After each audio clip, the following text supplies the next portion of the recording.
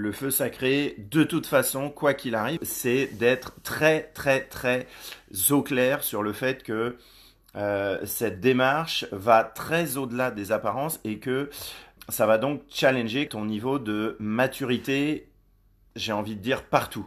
Partout, partout, partout.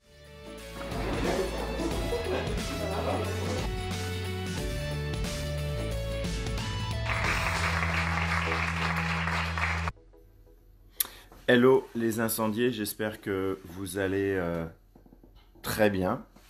Dans cette vidéo, je vais donner quelques points de repère sur en quoi cette démarche de feu sacré, ce désir de rebrancher ton feu sacré ou de ce que nous, l'équipe anti-leadership, on met derrière cette notion de feu sacré, eh bien, en quoi ce désir-là va challenger ton niveau de maturité, en quoi ça va challenger ton niveau de maturité par rapport à ton regard sur la vie, en quoi ça va challenger ton niveau de maturité par rapport à tes standards professionnels, en quoi ce désir de feu sacré va challenger la maturité de regard que tu as sur toi et sur tes mécanismes conditionnés. Donc je fais aussi cette vidéo suite à quelques réactions de plusieurs personnes autour de la forme volontairement provocatrice, provocante que j'adopte sur les vidéos. Alors, pour ceux qui ne me connaissent pas, il y a une prise de conscience qui peut être utile.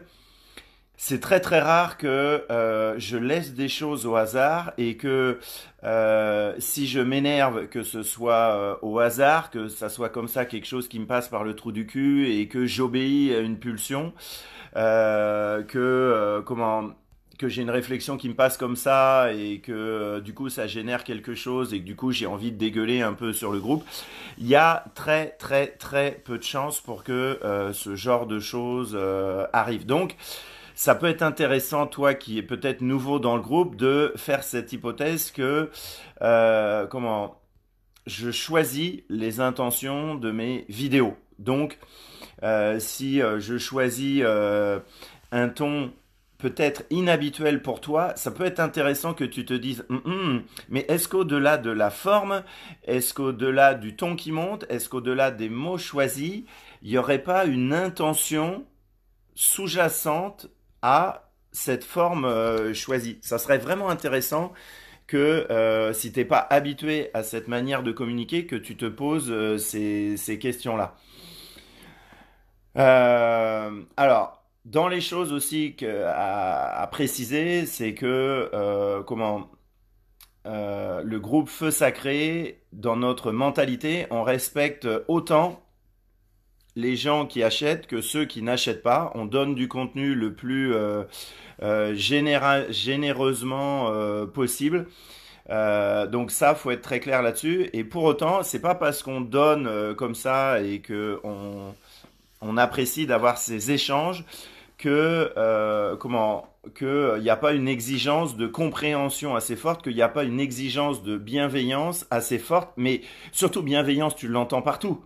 Mais c'est bienveillance quand ça chauffe, c'est quand c'est touché. Là, il y avait, je me rappelle plus encore du prénom, mais quelqu'un qui était touché par une vidéo et qui a réussi à garder un peu d'espace à l'intérieur, un peu de distance par rapport à ce qui peut réagir un peu de manière automatique. Et du coup, là, on sait qu'on n'est pas dans le libre arbitre. Et j'ai beaucoup aimé, donc je ne sais plus le prénom de la personne, mais c'est intéressant si tout le monde arrive à faire ça et qu'il y ait de plus en plus, puisque dans ce groupe, en fait, le sujet, c'est écrit dans le poste d'accueil, il n'y a pas plus intime que la démarche feu sacré au niveau perso et au niveau pro. Donc forcément, si tu es sur ce groupe-là et que t'es jamais bousculé, c'est que tu t'es gouré de groupe ou que t'as tellement une armure, t'as construit tellement une armure entre toi et ta vie, entre toi et ta spontanéité, entre toi et le monde, que du coup les contenus vidéo restent à distance tellement ton armure elle est balèze. Donc du coup effectivement ça ne va rien, ça va te servir à rien d'être dans ce groupe et il n'y aura aucune valeur ajoutée, aucun changement dans ta vie. Donc on peut supposer que si je prends une forme volontairement et délibérément provoquant dans ma communication, peut-être que ça obéit à un fond que t'as pas perçu, peut-être que ça obéit à un fond qui peut-être même pourrait t'aider au-delà de ce que tu crois. Et je vais maintenant rentrer dans un peu plus de détails. Donc, comment dans l'humanité, en fait, l'être humain, il est livré sans mode d'emploi. Donc, ça veut dire qu'on découvre le mode d'emploi sur le chemin, sur notre chemin d'être humain.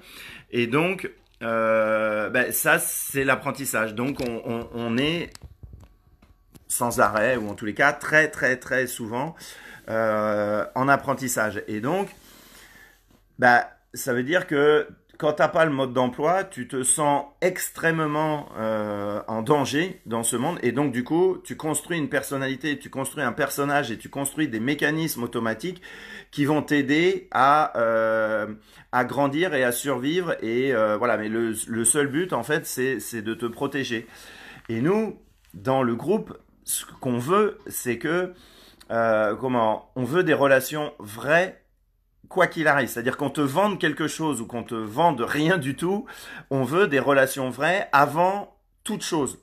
Donc ça veut dire que dans cette vidéo, les coachs de mon équipe, ils vont pas te faire des belles vidéos où tu vois, on est dans un désert, où on est à côté d'une Ferrari, où on est dans une belle montagne, et où on raconte une histoire pour créer de la proximité, etc. Et où on va en fait utiliser tout un tas de stratégies de communication pour rentrer en relation avec toi. Donc nous, on va pas faire ça. Donc qu'est-ce qui se passe si on n'utilise pas tous ces subterfuges? Du coup, on rentre dans un niveau de relation qui est direct, comme j'aime à dire, de puissance à puissance, et qui du coup, ce niveau-là, ça suppose de de pas fuir l'affirmation et de peut-être dans un coin de ta tête considérer que les histoires d'animalité dont on parle, peut-être que ça pourrait peut-être avoir plus de sens que ce que tu crois. Donc, comme on doit découvrir le mode d'emploi pour fonctionner en tant qu'humain, en fait, voilà, la conséquence, c'est que on a construit, et en fait, on a construit beaucoup de mécanismes, et on a pris beaucoup de petites décisions au fur et à mesure de notre vie, et que ces décisions-là nous ont aidés à grandir et nous ont aidés à survivre et à exister un minimum. En fait, tu ne te rends pas compte que quand tu prends une décision, l'énergie suit cette décision. Qu'elle soit consciente ou inconsciente, l'énergie suit tes décisions. Et comme on s'est habitué à survivre plutôt qu'à être vrai, en fait, on a accumulé beaucoup d'énergie dans notre manière de prendre des décisions, d'aller toujours faire les courses au même endroit, d'aller en vacances trop souvent au même endroit, de se rencontrer un peu trop souvent avec les mêmes personnes, dans les mêmes environnements, et de rester dans une forme de confort. Sauf que, si tu veux rebrancher ton feu sacré, et ça personne ne te l'explique, eh bien, il va falloir changer ton mode décisionnel pour toi-même, puisque tu vas changer ton niveau de maturité par rapport à toi et par rapport à ta vie.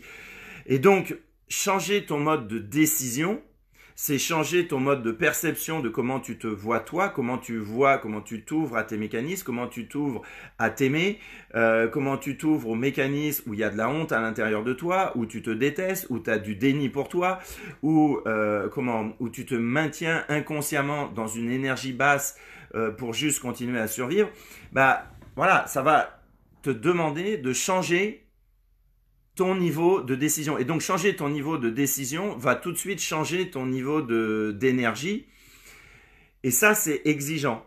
Et donc, au cas où tu n'aurais pas compris, les mécanismes qu'on a construits sont basés à la fois sur une force d'énergie et une subtilité pour assurer la protection de la vie sur cette planète. Donc, il y a beaucoup de force et il y a beaucoup d'énergie et il y a beaucoup d'intelligence. Ça fait beaucoup. Donc, ça veut dire que si tu veux basculer ça pour vivre ta vie à partir de ton essence, tu peux pas te permettre de te disperser. Et donc, Tu peux pas te permettre de te disperser. Pourquoi? Parce que si tu te disperses, c'est quoi?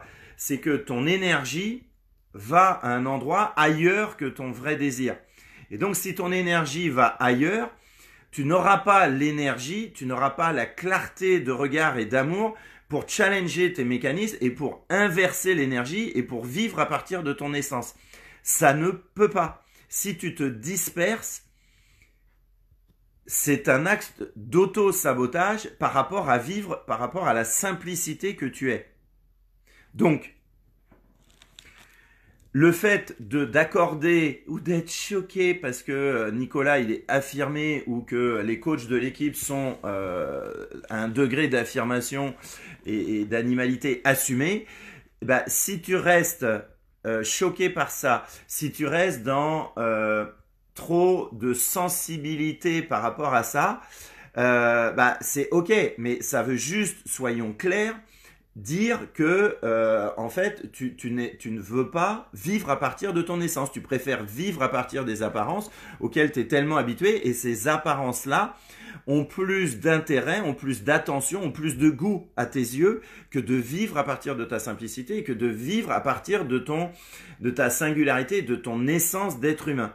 C'est extrêmement clair. Donc c'est pour ça que je vais pas transiger avec les gens qui ont plus d'amour pour la forme de la communication et qui donc sont fermés à un certain niveau de subtilité, d'affirmation par rapport à la vie et à la matière, par rapport au fond. On ne peut pas transiger là-dessus. Le fait d'être aussi sensible à une forme de communication, c'est un déni de puissance, c'est un déni d'affirmation, et c'est donc c'est donc le fait de se disperser. Voilà. Et donc on est tellement habitué et tu côtoies tellement de gens, si ce n'est 100% des gens autour de toi qui sont déconnectés de leur essence, que le mode de dispersion pour être débranché de son essence, c'est juste usuel, c'est juste normal. Et c'est ce qu'on challenge dans ce groupe. Donc,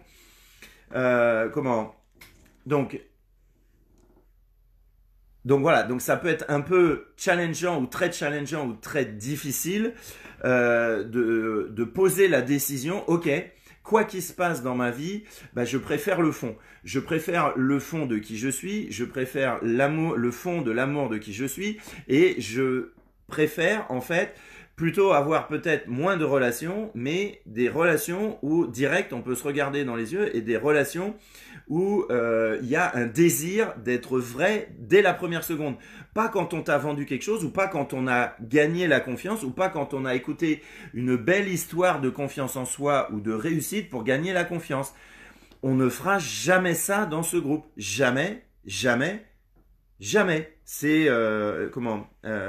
c'est garanti. Donc, autre raison que je vais dévoiler là de pourquoi on va jamais transiger sur un coup de gueule, on va toujours privilégier en fait le fond et le fait d'être dans une relation vraie plutôt que d'être gentil, cotonneux et bienveillant. C'est que à un moment, pour rebrancher ton feu sacré, tu passeras inévitablement par le fait de discerner la violence de la puissance. C'est-à-dire que, en fait, qu'est-ce qui se passe quand quand tu vis à partir de ton essence, que soit tu as repris le pouvoir sur ton ego, soit que y ait plus d'ego du tout. Bah, en fait, tu es dans une extrême simplicité. T'es pas dans un rapport de déviance par rapport aux autres, t'es pas dans un rapport de déviance par rapport à la vie.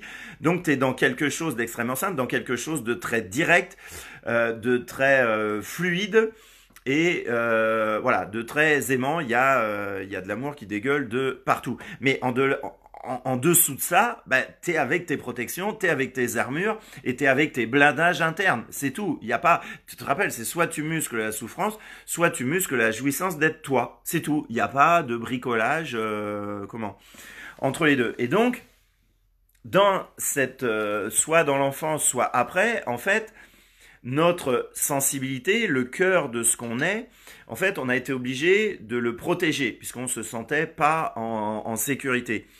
Et donc, il y a plein de choses par rapport à au fait qu'on s'est perçu comme étant en insécurité, et peut-être qu'il y a eu une insécurité réelle dans ta vie, eh bien, il y a beaucoup de choses dont on a voulu se protéger et que du coup, on étiquette comme violent. Et c'est ça qui bloque ta jouissance de dingue.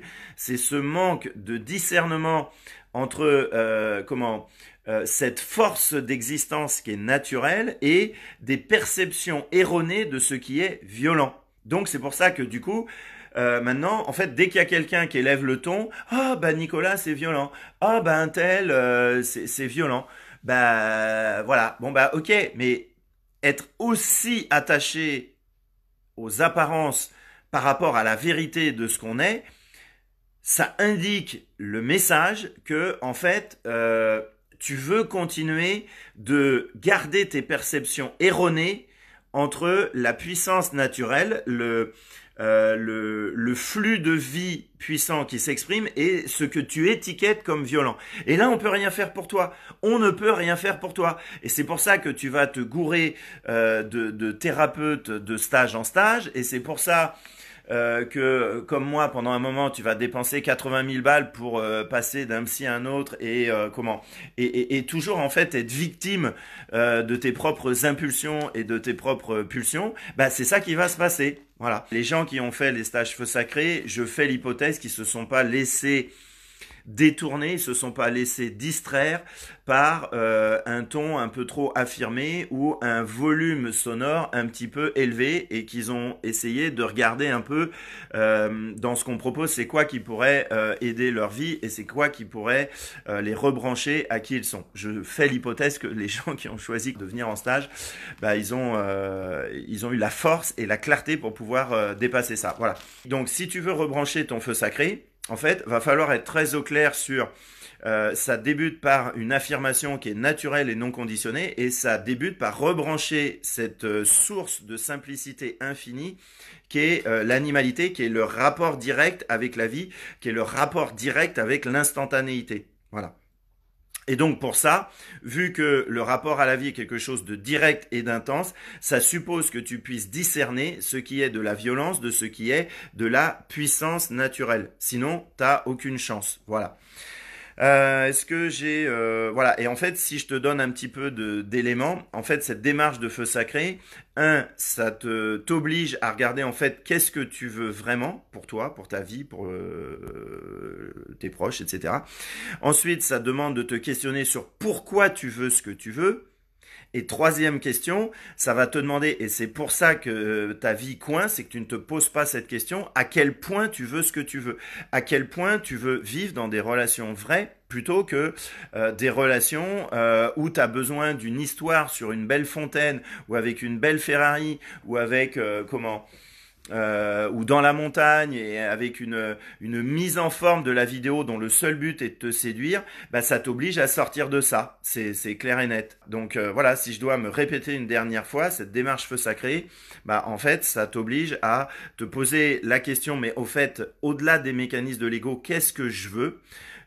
Ensuite, c'est pourquoi je veux ce que je veux et c'est à quel point je veux ce que je veux. Parce que si tu veux vivre en dehors des mécanismes, bah, va falloir remettre en question le regard sur toi-même, va falloir remettre en question le regard sur ta vitalité, va falloir remettre en question le regard sur l'intelligence que t'es, éventuellement sur l'amour qu'il y a à l'intérieur de toi. Bref, va falloir beaucoup de remise en question. Donc si tu te perds, bah, t'as juste aucune chance d'y arriver. Donc, si ça vous intéresse, cette démarche de vérité, il y a un groupe pour ça, il s'appelle Feu Sacré et Business de Ouf. Tu réponds aux 3 questions, tu réponds honnêtement, c'est pas la peine de chercher à faire une dissertation.